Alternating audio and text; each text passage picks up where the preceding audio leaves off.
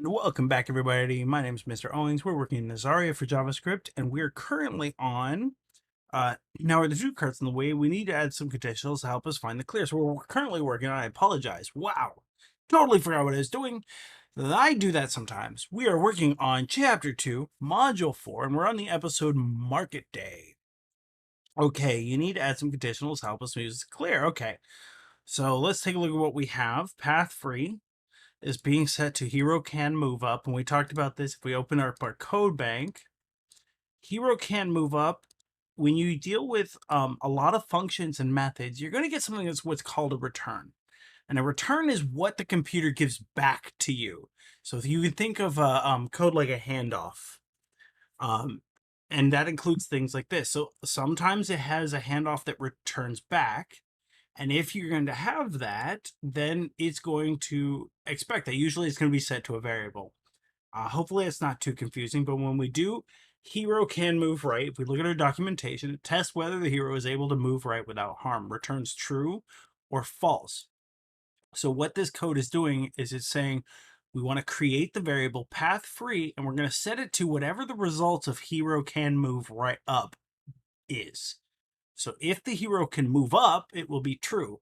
If the path is blocked, path free will be equal to false. So it's what's known as a Boolean. Bool, or sometimes called a bool, B-O-O-L. Bool and Boolean mean two results. So that would be true or false. Really, really simple. It takes up one bit of memory. That's more information than you need. So let's take a look at what we have going. So he's setting if he can move up, he's going to move up 2 and then right 3. If he cannot move up, so it returns false, he's going to move right and then up 2. And then path free is equal to hero can move up. So he's checking once he gets here if this cart's going to block that path. So it's the same thing, right? You see, he always gets to that corner no matter where those two carts go. So then we need to write our if statement. So if, and you know what? Since we have two ways, I'll show you something else. An if statement just checks to see if your statement is true or false. If the variable is already assigned true or false, you can also shorten it by just writing path free.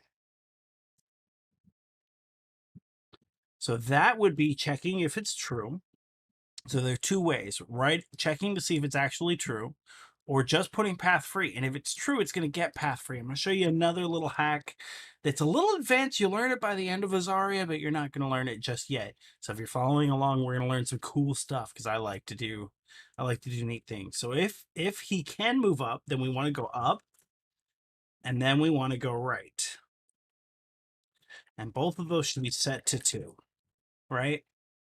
So he will go up 2 and then right 2. We need to close that if statement. So if path free is equal to false, or there's another neat little hack I like to use, which is exclamation point means not. So path free is not true, right? Because that's going to say true equals not, and it's going to be true that it's false, that it's not true, right? Effectively not true.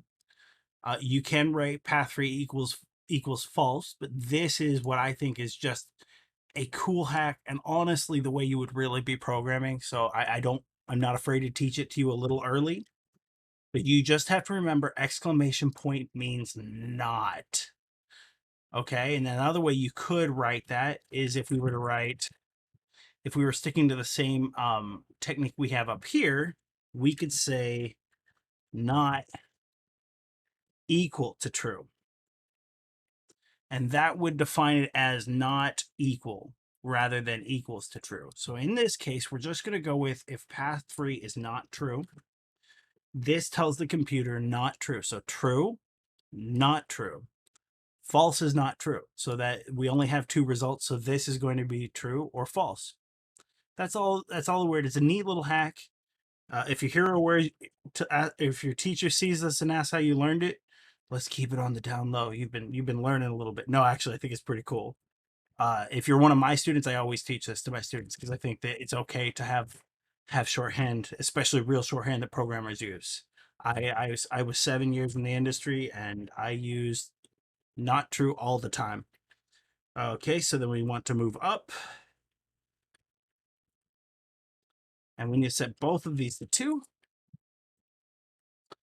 So I have no problem in my class if your teacher has an issue with it, because I've encountered a lot of teachers who do not know these little shorthands that end up being used. They're existed because they weren't in previous versions of ECMAScript. So if your teacher learned JavaScript a long time ago, which ECMAScript is JavaScript, long story. But if your teacher had learned it a long time ago, they may not know some of these shorthands that have become more commonplace.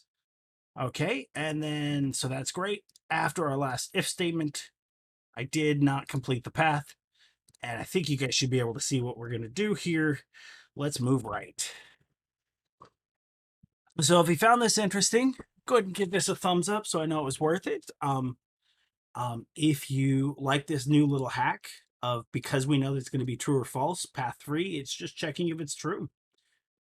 It's going to set that true in there, and the if statement will come out as true or not true. Kind of a cool little trick. Very confusing for new programmers. So if you find that confusing, go ahead. By the way, this is market day. If you find that too confusing, go ahead and keep using the triple equals, the strict equals.